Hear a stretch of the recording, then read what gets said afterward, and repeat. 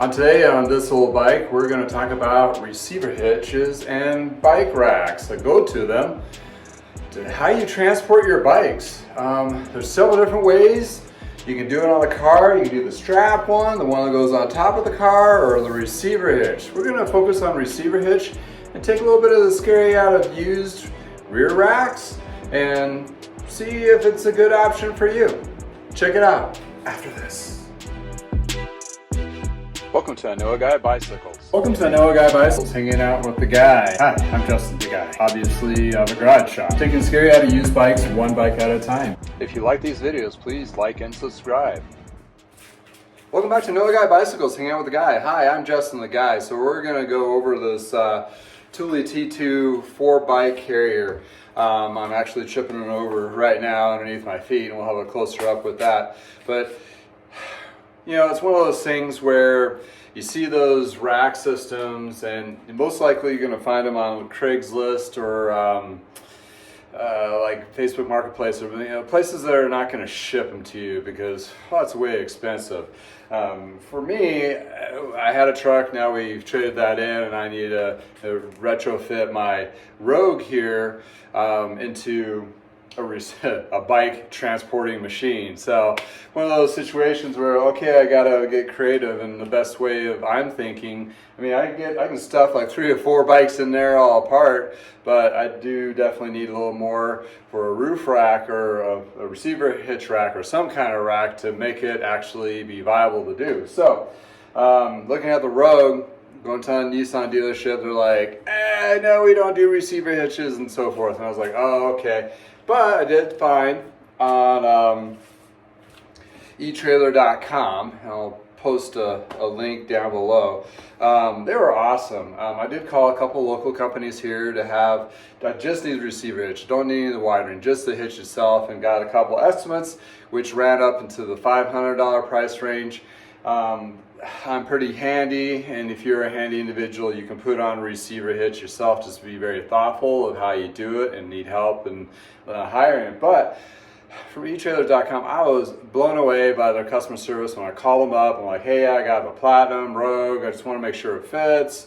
All that kinds of things. He reinsured me a wheel. I ordered it. It came from Utah to Colorado. It's like 2 days. They delivered it on a Saturday even, which was awesome because my trip down to Denver to pick up some bikes is on a Monday. So that gives me today on a Sunday to kind of play with it and get the rack that I purchased a few months back in anticipation of this to work. So it fit like a glove. I was actually very impressed. They had videos on their website too, how to install it, and it was like, okay, this is pretty silly easy to do. I shouldn't be paying $500, and the rack came to, after taxes, $222, so over half.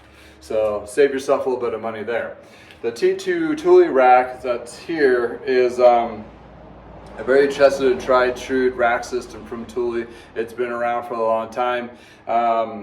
And the nice part is it actually clamps onto the wheels, not onto the frame. So it's a load from the bottom up, and then you clamp it down, which I like those better so you don't scuff up the frames, don't have any of this wishy-washy flipping around on those hanging rack systems. And these were around about $1,000 new, still today. So I found one used, and in a sense, I'm gonna do a little bit, I would say refurbishing, mainly just cleaning it, make sure all the parts work. That's what this video is going to entail, what to check for. But anyway, it's an awesome rack, and it's going to fit my needs perfectly. It's going to make the car look a lot longer. But hey, what I need to do, right? And they also fold up. So there's a couple things we got to be mindful of. The tailgate cannot, or the hatchback cannot go back up when the rack is in the vertical position, because it actually will bump into that. But we want to double check the receiver, make sure it fits in there good, make sure we have the locking pins in place,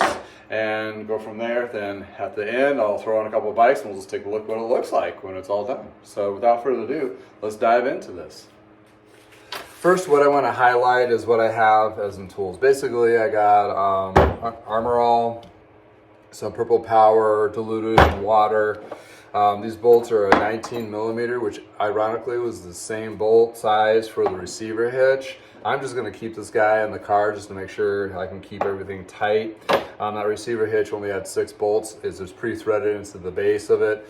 The trick on that is clean those threads out prior to going underneath and install it. So either with a wire brush or take the bolt itself and go through those threads with a little bit of lube to kind of make sure you can get a good contact and threads through all the way, so when you're underneath there with the receiver hitch, you're not fighting that. So that worked out really well. So the Thule, they have this particular, you thread these on and tighten them, then it has a locking bit, which is nice, that secures and locks that receiver hitch rack onto the car, so also onto itself. I got a 2-piece, so it's like you can do 2 or you can do a 4. So I'm going to do the 4 today. So this is the overview of what tools I'm going to be using.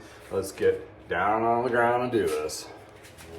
So first what I'm going to do is, this is the male end that goes into the receiver hitch here. I'm going to make, this is used, so I want to make sure I'm going to clean it up first using a little bit of purple power. Just make sure I got any old contaminants off of this and actually clean that up before I put it in there. And I decided to put it on here first, so it's a little more elevated, for it's a little bit easier for me to work on. But I just want to get the receiver portion in and clean. Also, what you could do is put a little bit of grease in here, which I will, to actually help it slide in and slide out. Be mindful when you take it off, it might get on you, so you want to be sure you keep it clean. Also, repair our trailer places, also like Rack Attack or rack places, they'll have like a floor mount of this that you can put in your garage or mount to the sidewall, so you can slide it in here and slide it on the wall and it's out of the way, which is kind of nifty. I don't really have the space for that here yet or figured it out, but for right now, we're just going to put it on there and see how it looks. So let's grab some lube and dive into this.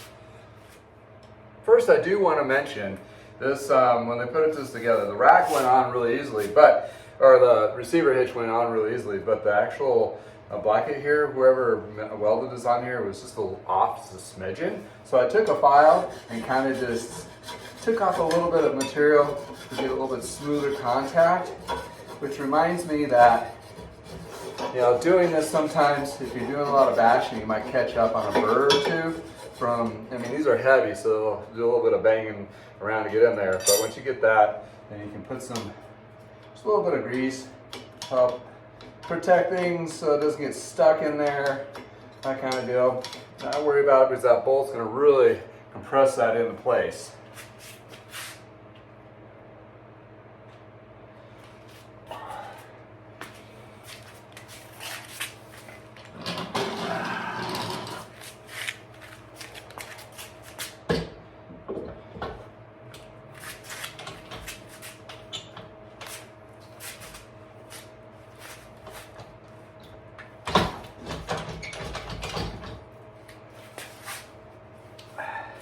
So once you slide that in there, like so,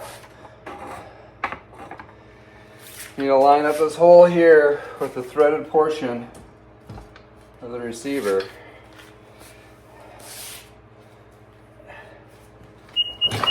Oh, dang it.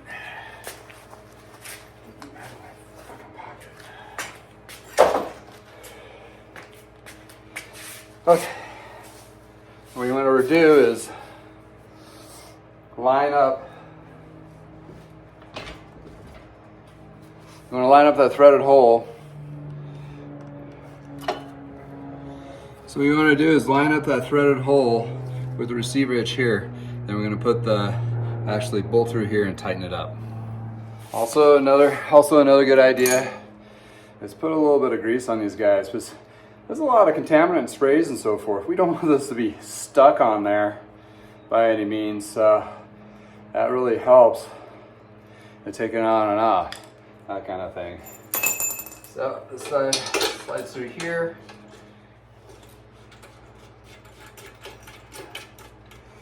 And once it's there, secure. These types that tighten up, which is really nice, but compresses it to the side of the receiver hitch, so it's not going to go anywhere. So it's really secure. So therefore, we can release it, and it goes down. And then with that locking mechanism on this side, I can slide it in place, and now it's secure and safe. Now I can start cleaning this guy, making sure all the pieces are lubed up and functioning correctly, and get it ready for transport for tomorrow. First I want to clean this all out, get all the dirt and grime from whoever had it before. I'm going to do a little bit of Armor All polishing on this. Just go through each section, make sure it's inspected and clean, that kind of thing. I know I have a missing strap on one side, so I'll have to get one replaced here. And on these guys, this portion slides back and forth to accommodate to the front wheel, or the rear wheel. So you can strap that down. And the front goes there, and that clamps onto the front wheel. So lay that down there, out of the way. Make sure there's no contaminants, so this is easy to slide back and forth. Inspect that latch. Make sure it's all clean. And they also have Allen bolts, so you want to go through and double check all of these. Make sure they're secure, tight. They come from the manufacturer pre-assembled, but you want to make sure when you're buying something used, you want to make sure it's safe and secure. And this other one here. Yeah, they're pretty tight, just quarter turn, eighth of a turn loose on a couple of them. So, and I think the same one applies to this guy on these guys here, which, woo, that one is loose here. So, when these move back and forth, you can put some grease in here, that'll help it. Also, lube the mechanism here so it's easier to close. And the lube I would use, my Tri-Flow Superior lube is probably really good for this. Just give some protection of the pivots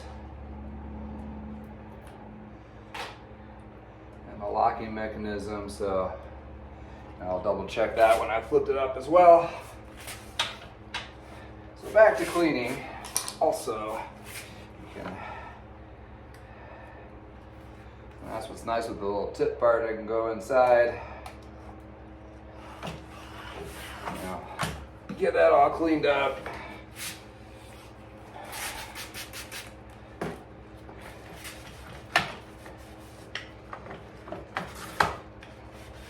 So, these also have a locking mechanism, which is kind of cool, with also another key. Now how that works is pull that loop around and you lock it back to itself around part of the frame somewhere. So the wheel, probably the head tube, and that just secures the bike on there. If you're doing longer trips, I suggest using another cable lock to go through the frame. Make sure nobody gets any ideas of doing any stealing.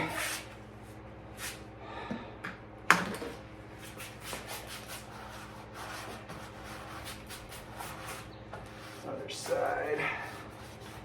Try to make this look as new to me as possible, kind of deal.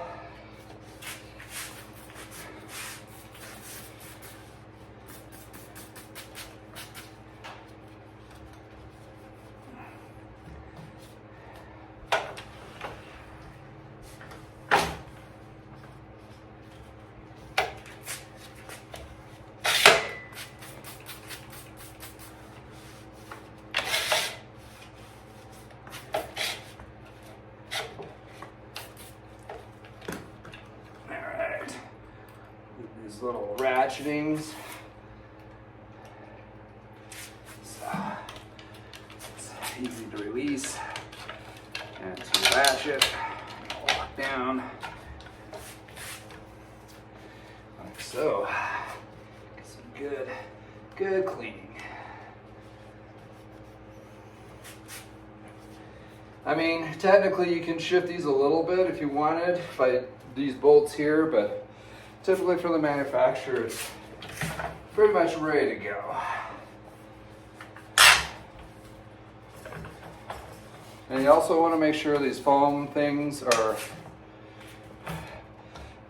intact, nothing exposing metal or any of that. And making sure this ratchet system works. So,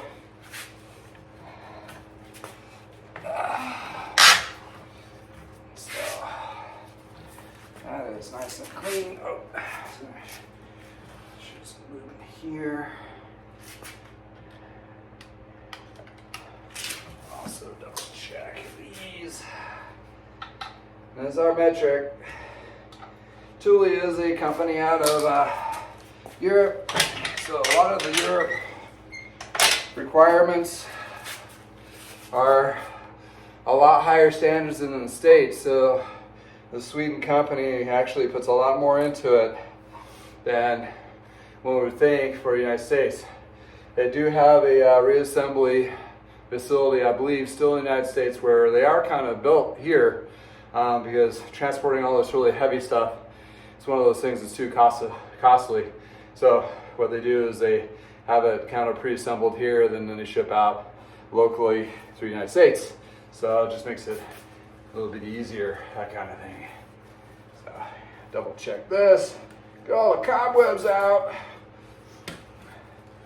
and lube the pivots where I can see them when it's in the upright position, kind of thing.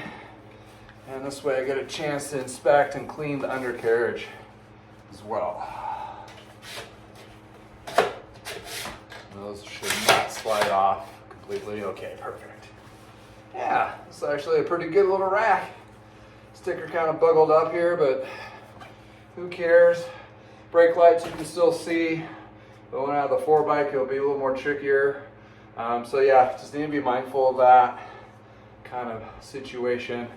Also, when you have reverse cameras and that, we'll have to address that as well. But there we go. It's folding position. That's good. Good to go.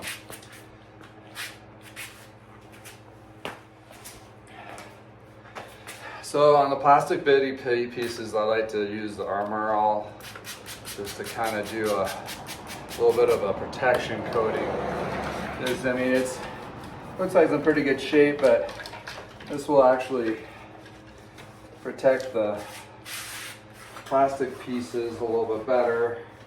I'll do the undercarriage portion first, then I'll slide it down, clean the other bits.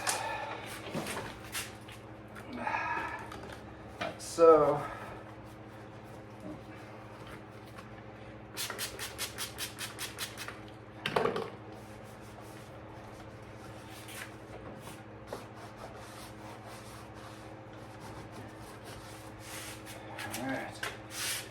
In here, pull that lever, slides down beautifully. A little bit easier now since those pivots are lubed.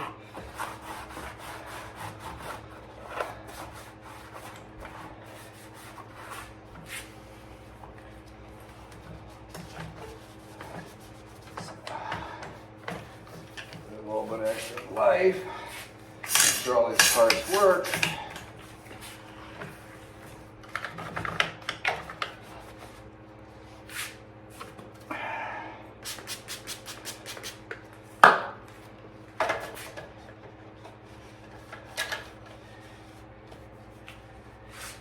So yeah, kind of just giving a good clean over, and a little bit of protection. Armor All, kind of make it a little nicer. If I was going to be selling this, I'd be doing the same kind of thing, inspecting, going through, but this one I'm going to be using for my personal use. Granted, yes, this is going to get dirty, but I want to make sure I'm cleaning and inspecting it before I get on that highway going 70 miles per hour with bikes on the back. So it's absolutely something you want to double check, make sure it's safe. Like so, voila, on to the next bit. right, so this is the 2-bike. This is a 2-bike extension to make it 4 bikes. So same concept, just goes into a smaller area. But I want to kind of clean this out, make sure there's no extra contaminants that I'm going to be fighting with when putting this thing together. Expose my ratcheting piece there, and going onto this piece.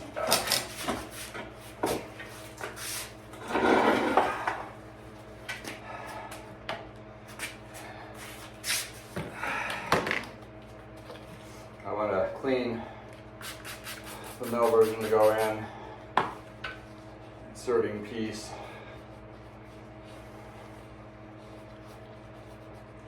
Sure the threads are clear, clean,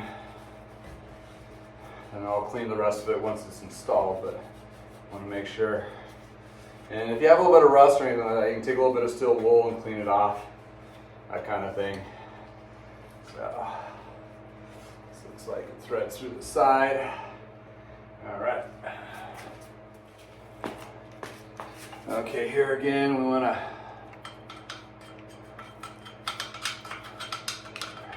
ensure that we can get it back apart. So a little bit of lube can go a long ways on that. Turn around in position. And again, these are heavy, so you may need somebody to help you out to align it. So you want to cradle it flat so you can go at the right angle and lock it in place like so. It should be flush. And you want to thread these here as well. And this didn't have any washers, so I'm going to go find me a washer. So a total bike tech deal is these are pedal spacers, washers that go on pedals. That will do the trick perfectly. So put the guy in here.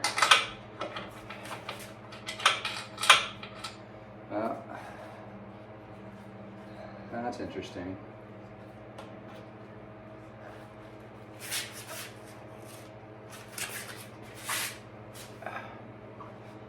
Huh. Thought I had a through portion. That it does through here, but I'm not on this rack. Interesting enough. Interesting. Well, gonna have to go to plan B on this one to figure out just a bolt to go right in there.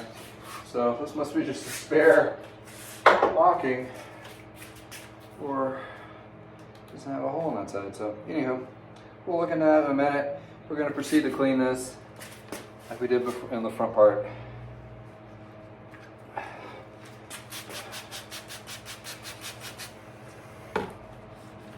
So if you really want to like spray and get all the nicks and crannies, you can take this to a car wash and with the one with the spray and spray it down, that kind of thing. Don't go too crazy, but it's a good way of power washing it off. Not recommended to do with your bikes though, because you actually can compromise seals and so forth on a bike. So you want to make sure that is not something you end up doing.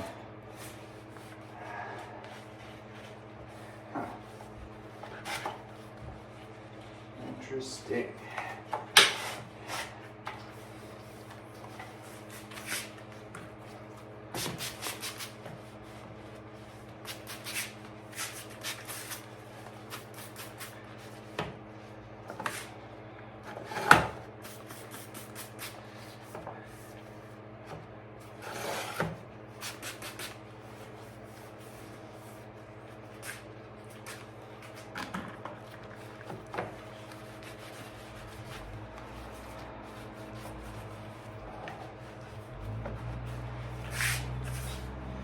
Again, while I'm cleaning this, it's actually inspecting, so it's one of those things you're just doubling up on.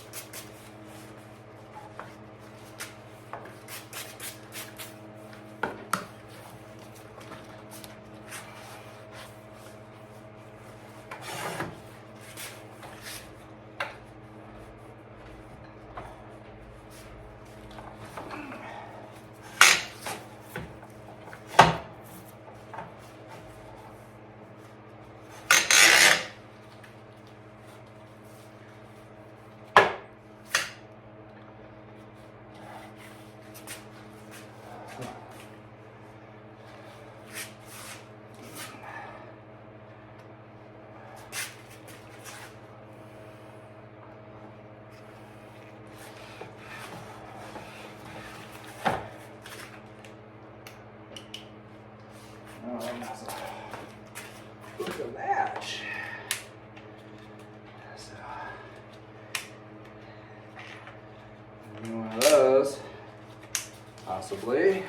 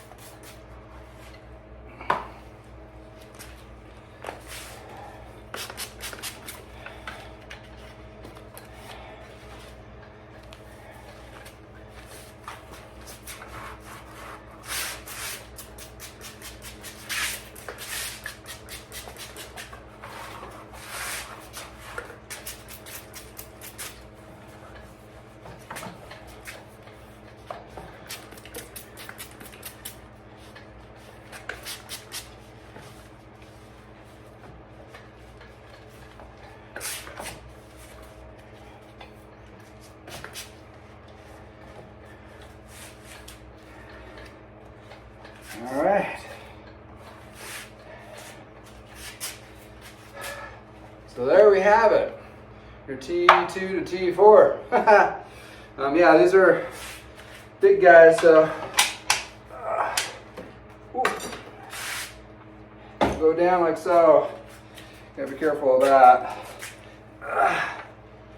I'll leave it in place there.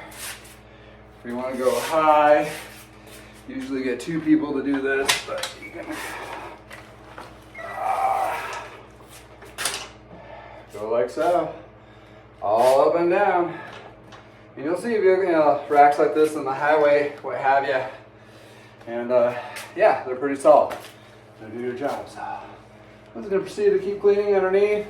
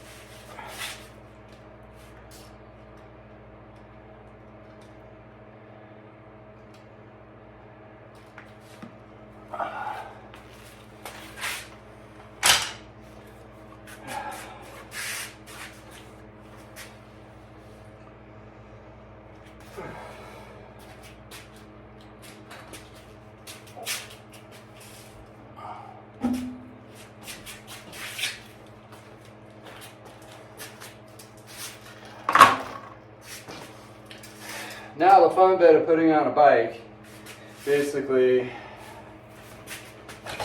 front wheel, rear wheel, you strap that, but get your arm up, out of the way first.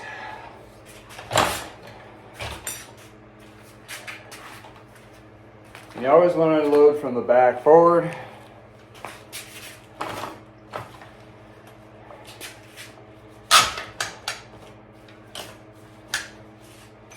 And your bike is secure, like so.